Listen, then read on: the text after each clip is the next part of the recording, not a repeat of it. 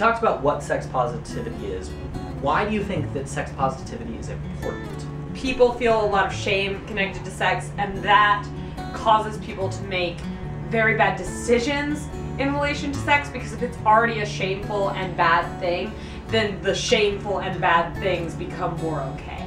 Not that any sex act is inherently shameful, but there are things that are like not good for you. Right. And that I think your brain says are okay because it's all bad. So why does it matter if I'm doing this awful thing when it's all awful? I would stay along the same lines as what Sarah said, in just that if you're having sex and you're feeling repressed about it and it's already feeling like a shameful act, then a lot of times you're probably not being safe about what's going on. You're not pausing to think about how it's going to affect your emotions. You're not pausing to think about the consequences later on, because all that you can think about is, oh my god, what am I doing, and I feel so guilty about it, and you're not making the right decisions. If you're in a more sex positive culture, you can take the time to take a step back and say, you know, yes, I am going to have sex, but I can take the time to make sure it's going to be safe, that I'm protecting myself both emotionally and physically.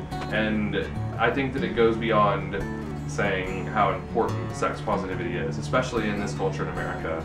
Living in Texas, you know, we come from a culture that is very sex negative, that is very afraid of sex in a lot of ways. And so sex positivity to me is another way of engendering that discussion and that comfortability with sex and with sexuality that a lot of conservative American society today doesn't have. And even liberal American society today doesn't have, because a lot of liberal Americans grew up in a conservative environment, and so even then, the discussion of sex and the discussion of sexuality and the discussion of sexual organs are difficult to deal with.